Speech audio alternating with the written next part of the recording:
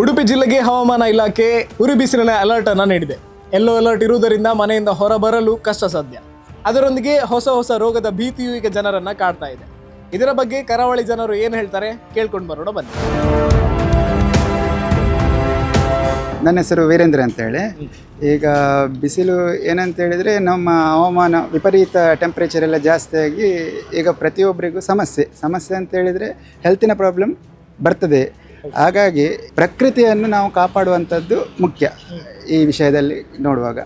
ಹಾಗಾಗಿ ಎಲ್ಲರೂ ಅದರ ಬಗ್ಗೆ ಕಾಳಜಿ ತಗೊಳ್ಬೇಕಂತೇಳಿ ಮನವಿ. ಅಭಿವೃದ್ಧಿ ಆಗಬೇಕು, ಆದರೆ ಅದರ ಮಧ್ಯದಲ್ಲಿ ನಾವು ನಮ್ಮ ಪ್ರಕೃತಿಯನ್ನು ಕಾಪಾಡಿಕೊಂಡು ಬರಬೇಕು. ಯಾಕಂತೇಳಿದರೆ ಆ ಲೆಕ್ಕದಲ್ಲಿ ನೋಡಲಿಕ್ಕೆ ಹೋದರೆ ನಮ್ಮ ಮುಂಚೆ ಹಿರಿಯರೆಲ್ಲ ಈ ಗದ್ದೆ ಉಳುಮೆ ಎಲ್ಲ ಮಾಡ್ತಿದ್ರು.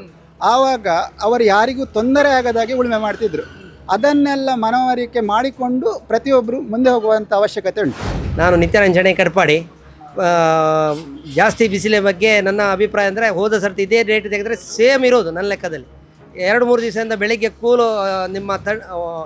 ಕೂಲು ಹವಾ ಇರೋದರಿಂದ ಇದು ಬಿಸಿಲು ಜಾಸ್ತಿ ಆಗಿ ತೋರ್ತದೆ.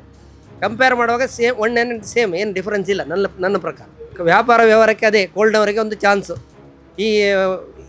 ಈ ರೀತಿಯ ವೆದರಿಂದ ಡಾಕ್ಟ್ರಿಗೆ ಒಂದು ಚಾನ್ಸ್, ಬಟ್ಟೆ ವ್ಯಾಪಾರಕ್ಕೆ ಬಿಟ್ಟು ಬಾಕಿದೆಲ್ಲ ಒಳ್ಳೆಯದಿದೆ. ಹಾಗೆ ಕೋಲ್ಡ್ ಡ್ರಿಂಕ್ಸ್ನವರಿಗೆ ಅವರಿಗೆಲ್ಲ ಒಳ್ಳೆಯ ಚಾನ್ಸ್, ದೇವರ ಕೃಪೆ ಅವರಿಗೆ. ಹಾಗೆ ನನ್ನ ಹೆಸರು ಉದಯ್ ಕುಮಾರ್ ಶೆಟ್ಟಿ ಅಂತ. ಉಡುಪಿ ಜಿಲ್ಲೆಯಲ್ಲಿ ಸಿಕ್ಕಾಪಟ್ಟೆ ತಾಪಮಾನ ಜಾಸ್ತಿ ಆಗಿದೆ. ಅಂದರೆ ಕುಡಿಯುವ ನೀರಿಗೂ ಕೂಡ ಸಸ್ಸಾರ ಆಗಿದೆ. ತಾಪಮಾನವನ್ನು ನಮಗೆ ತಡೆಯಲಿಕ್ಕೆ ಆಗೋದಿಲ್ಲ. ಈ ಕಾಂಕ್ರೀಟ್ ರೋಡ್ ಆದ ನಂತರ ಭಯಂಕರ ಸಿಕ್ಕಾಪಟ್ಟೆ ಬಿಸಿಲು ಮತ್ತು ಸೆಕೆಯಲ್ಲಿ ಕೂತ್ಕೊಳ್ಳಿಕ್ಕೆ ಆಗೋದಿಲ್ಲ.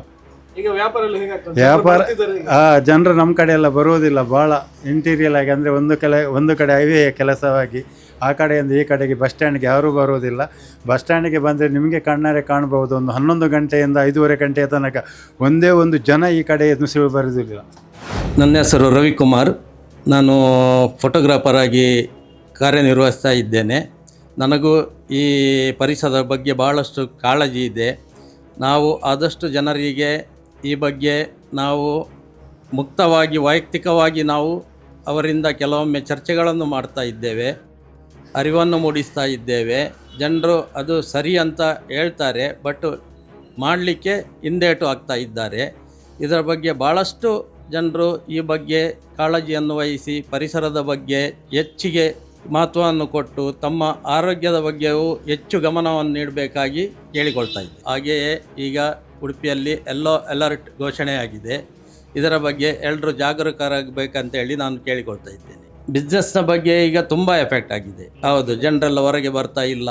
ಈ ಕಾರ್ಯಕ್ರಮ ಮಾಡುವಾಗ ಭಾಳಷ್ಟು ಜನ ಈ ಸೀಸನನ್ನು ಮುಂದೂಡುತ್ತಿದ್ದಾರೆ. ಕಾರಣ ಬಿಸಿಲು. ಮುಂದೆ ಇದನ್ನೇ ಜನರು ನವಂಬರ್ ಡಿಸೆಂಬರಿಗೆ ಕಾಯ್ತಿದ್ದಾರೆ. ಹಾಗಾಗಿ ಈ ಸೀಸನ್ನಲ್ಲಿ ಭಾಳಷ್ಟು ಎಲ್ಲ ಉದ್ಯಮಕ್ಕೂ ಹೊಡೆತ ಬಿದ್ದಿದೆ. ಕಾರಣ ಏನಂದರೆ ವೆಹಿಕಲ್ ಜಾಸ್ತಿ ಉಂಟು, ಪರಿಸರ ತುಂಬ ಹಾಳಾಗ್ತಾ ಇದೆ. ಹಾಗಾಗಿ ಮತ್ತು ಕಾಂಕ್ರೀಟ್ ಎಲ್ಲ ಜಾಸ್ತಿ ಉಂಟಲ್ಲ ಈಗ, ಹಾಗಾಗಿ ಸೆಕೆ ಜಾಸ್ತಿ ಇದೆ. ಮತ್ತು ನೀರಿನ ಅಂಶ ಕಮ್ಮಿ ಆಗಿದೆ, ಹಾಗಾಗಿ ಜಾಸ್ತಿ ಇದೆ ಸ್ವಲ್ಪ. ವ್ಯಾಪಾರ ವ್ಯವಹಾರಕ್ಕೆ ಹೇಗೆ ಹೊಡಿತ ಉಂಟಾ? ಏನು ನಮಗೇನಷ್ಟು ಎಫೆಕ್ಟ್ ಆಗಲಿಲ್ಲ. ನಮಗೆ ರೋಡಿದೆ ಸಮಸ್ಯೆ ಉಂಟು ಅಷ್ಟೇ. ತುಂಬ ಹೆವಿ ಉಷ್ಣಾಂಶ ಜಾಸ್ತಿ ಇದೆ, ತಲೆ ತಿರುಗೋದು ಇದೆಲ್ಲ ಸಮಸ್ಯೆ ಆಗ್ತದೆ.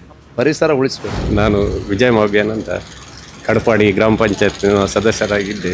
ಸೆಕೆ ತುಂಬ ಜಾಸ್ತಿ ಉಂಟು, ತಡ್ಕೊಳ್ಳಿಕ್ಕೆ ಆಗೋದಿಲ್ಲ. ಹಾಗೆ ಆದಷ್ಟು ಬಿಸಿಲಿಗೆ ಹೋಗೋದು ಕಮ್ಮಿ ಆದರೆ ಒಂದು ಸ್ವಲ್ಪ ಮನೆಯಲ್ಲೂ ಕೂತ್ಕೊಳ್ಳಿಕ್ಕೆ ಆಗೋದಿಲ್ಲ. ಅಂಥ ಸೆಕೆ ನಮಗೆ ಈಗ ಈ ಟೈಮಲ್ಲಿ ಜಾಸ್ತಿಯಾಗಿ ಸೆಕೆ ಆಗಿದ್ದರಿಂದ ನಮಗೆ ಆದಷ್ಟು ಅದನ್ನು ಹೇಗೆ ತಡ್ಕೊಳ್ಳುವುದಂತ ಗೊತ್ತಾಗೋದು. ಇಷ್ಟವರೆಗೆ ಇಂಥ ಸೆಕೆ ಇರಲಿಲ್ಲ, ಅದು ಈಗ ಜಾಸ್ತಿಯಾಗಿ ಸೆಕೆ ಬರ್ತಾ ಉಂಟು. ನಮ್ಮ ಬಿಸ್ನೆಸ್ಸಿಗೆ ತುಂಬ ಎಫೆಕ್ಟ್ ಉಂಟು. ಅದು ನಮಗೆ ಬಿಸಿಲಲ್ಲಿ ಎಲ್ಲ ಕೆಲಸ ಮಾಡಲಿಕ್ಕೆ ಆಗೋದಿಲ್ಲ.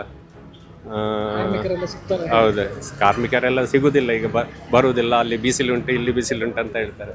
ಹಾಗಾಗಿ ನಮಗೆ ಕೆಲಸ ಮಾಡಲಿಕ್ಕೆ ಭಾರಿ ಕಷ್ಟ ಆಗ್ತಾ ಉಂಟು. ಸುರೇಂದ್ರ ಕಡಪಾಡಿ. ಬೆಚ್ಚ ಭಾರಿ ಜೋರುಂಡು, ಬೆಚ್ಚಡು ಒಂಥರ ಒಂದಜ್ಜಿ ಬಿಸ್ನೆಸ್ ಪೂರ ಡಲ್ ಉಂಟು. ಭಾರಿ ಸೆಕೆಗೆ ಏರ್ಲ ಬರೋಂದಿದ್ದಾರೆ, ಪೇಂಟೆಗೆ ಎಲ್ಲ ಬರೋಂದಿದ್ದಾರೆ ಬೆಚ್ಚೋಗು ಇಜ್ಜಿ ಇದಟ ಇಂಚ ಬೆಚ್ಚತ್ತಜ್ಜಿ. ಈ ಸರ್ತಿ ಭಾರಿ ಬೆಚ್ಚ ಜಾಸ್ತಿ ಉಂಡು, ಬೆಚ್ಚ ತಡೆತೊಂಡದಿರೋ ಒಂದಿಜ್ಜಿ ಆತು ಬೆಚ್ಚ ಒಂದುಂಡು. ಸದ್ಯಕ್ಕೆ ಉರಿ ಬಿಸಿಲಿಗೆ ಕರಾವಳಿ ಜನರು ಕಂಗಾಲಾಗಿದ್ದಾರೆ. ನಾಗರಿಕರೆಲ್ಲರೂ ಎಚ್ಚರಿಕೆಯಿಂದ ಇರುವಂತೆ ಜಿಲ್ಲಾಡಳಿತ ಮುನ್ಸೂಚನೆಯನ್ನು ನೀಡಿದೆ. ಇನ್ನು ಹೆಚ್ಚಿನ ಮಾಹಿತಿಗಾಗಿ ಉದಯವಾಣಿಯನ್ನು ಫಾಲೋ ಮಾಡಿ.